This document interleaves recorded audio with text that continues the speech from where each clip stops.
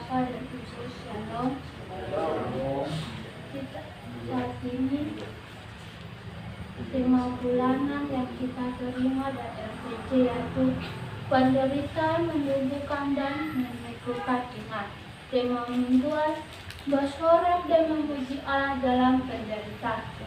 Bapak Ibu sekalian, di sini kita diajak oleh Paulus untuk memuji Tuhan di tengah penderitaan. Kita tahu bahwa penderitaan merupakan sebuah tekanan batin, sebuah penyiksaan dan katong hidup. Katong tidak bisa memuji Allah di tengah katong penderitaan. Tetapi di malam hari ini, dalam nas bacaan kita 1 Tesalonika 2 ayat 13 sampai 20 mengajak kita untuk memuji Allah, mengucap syukur atas kehidupan kita.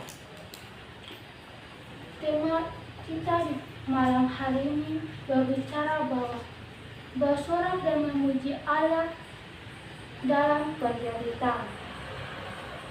Sikap iman kita sebagai orang percaya tetap memuji Tuhan sekalipun harus di tengah penderitaan.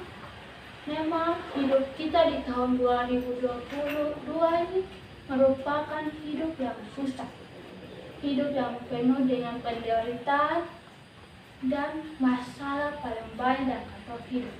Salah satunya katong sebagai bapak-bapak keluarga, di mana katong menghadapi persoalan dalam katong kehidupan rumah tangga, di mana anak-anak kita telah melaksanakan ujian-ujian dan pasti mereka telah membutuhkan biaya atau uang untuk melanjutkan studi mereka ke jenjang yang lebih tinggi. Kita sebagai orang tua atau bapak dalam keluarga, kita pasti berpikir bahwa COVID-19 ini membawa katong dalam penderitaan. Katong mau cari biaya dari mana pak katong ku anak-anak sekolah. Bersyukur kalau katong pun keluarga ada dapat rezeki dari Tuhan. Tetapi di malam hari ini nas bacaan kita menegaskan bahwa penderitaan itu adalah karya keselamatan Allah.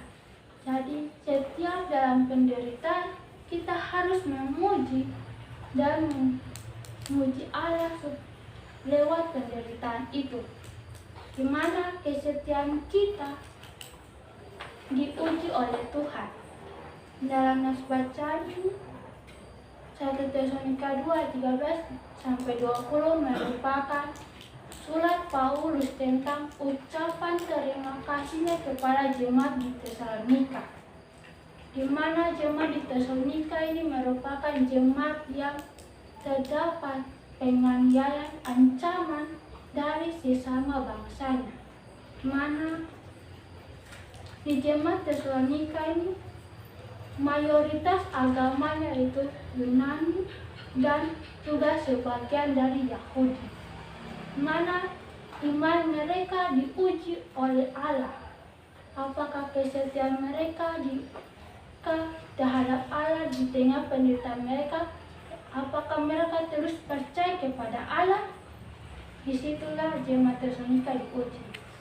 Dari nas bacaan ini kita melihat ada Paulus menulis surat kepada jemaat Tesalonika dengan ungkapan syukur kepada jemaat itu.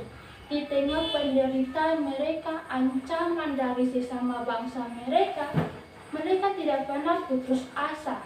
Mereka tidak pernah meninggalkan Tuhan. Mereka selalu setia kepada Tuhan. Di dalam 1 Tesalonika ayat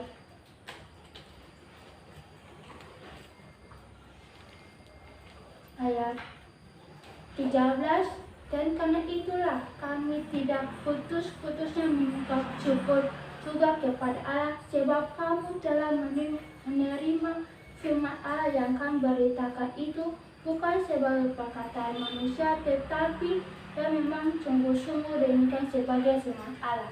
Di tengah penderitaan dan ancaman, Paulus mengucap syukur kepada Allah karena jemaat Tesalonika tidak pernah meninggalkan Allah setitik pun. Mereka selalu memuji Tuhan, mereka selalu setia kepada Tuhan. Padahal kalau kita lihat dalam bacaan ini, di situ Paulus berkata,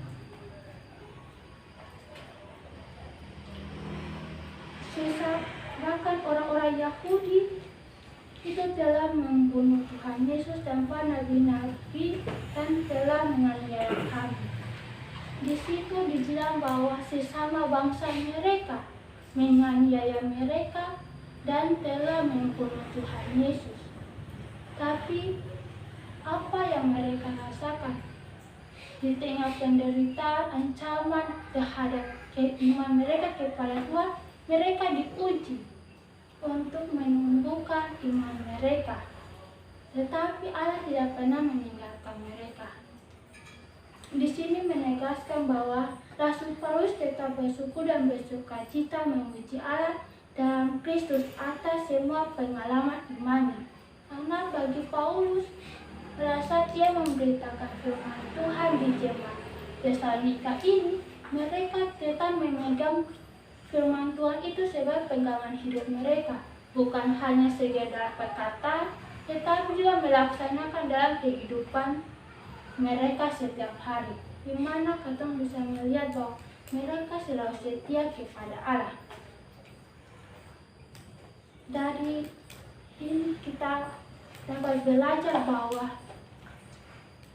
kesetiaan Tuhan itu ada di dalam penderitaan kita. Penderitaan kita menumbuhkan iman kita kepada Tuhan, di mana kita diuji untuk apakah kita benar-benar setia kepada Tuhan atau di tengah penderitaan kita meninggalkan Tuhan. Bagaimana Bapak Ibu, saudara-saudara sekalian merasakan kesetiaan Tuhan dalam kehidupan saudara-saudara selama sepanjang ini? Tidak hanya ada air mata, tetapi juga ada bahagia. Disitulah Allah berkarya dalam katong hidup. Di tengah penderitaan, katong selalu mengeluh pada Tuhan, tetapi apakah Tuhan pernah tinggalkan katong? Tidak. Tuhan selalu setia pada katong. Di mana katong hidup, Tuhan selalu dituntun.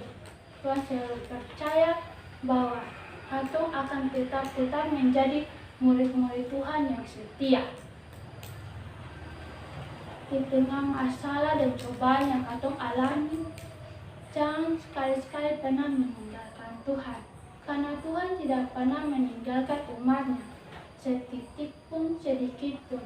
Walaupun terkadang kita selalu meninggalkan Tuhan, tetapi Tuhan tidak pernah meninggalkan katong satu. Itu karena apa?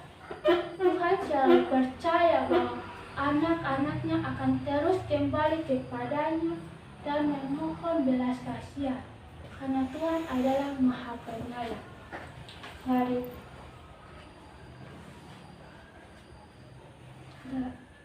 Dan ini juga memberikan kita sebuah nasihat di tengah penderitaan kita, di tengah coba yang kita hadapi di saat ini, yaitu jangan pernah putus asa kepada Tuhan. Haruslah kita selalu memegang janji Tuhan dan katong pun hidup sebagai orang-orang yang beriman kepada Tuhan. Jangan setitik pun, sedikit pun meninggalkan Tuhan, karena Tuhan tidak pernah meninggalkan kita. Kesetiaan yang Tuhan berikan pada katong harus wujudkan dan katong pun kehidupan setiap hari. Dari sini katong harus belajar dari Paulus bahwa Paulus selalu mengajak katong untuk setia kepada Tuhan. Kesetiaan Paulus ini sekarang akan kasih pak katong sebagai orang-orang yang Tuhan percayakan. Tuhan tuntun katong untuk menghadapi penderitaan dengan kesetiaan kepada Tuhan. Jadi di tengah penderitaan, janganlah Bapak Ibu sekalian tinggalkan Tuhan di tengah-tengah penderitaan Bapak Ibu. Karena dari ujung penderitaan kita, akhir dari penderitaan, Tuhan pasti akan tuntun katong, kasih keluar katong dari tengah-tengah penderitaan itu.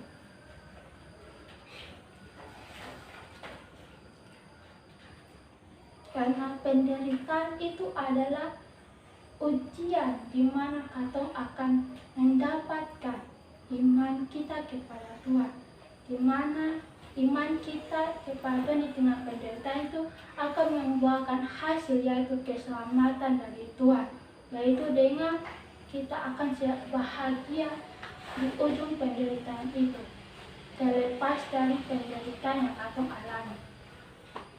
Jadi pesan-pesan saya bawakan ini semoga Bapak Ibu bisa maknai dalam kehidupan katong, supaya bahwa kasih Tuhan tidak akan pernah meninggalkan katong sedetik pun, di mana katong selalu ada di tengah penderitaan atau tertawa.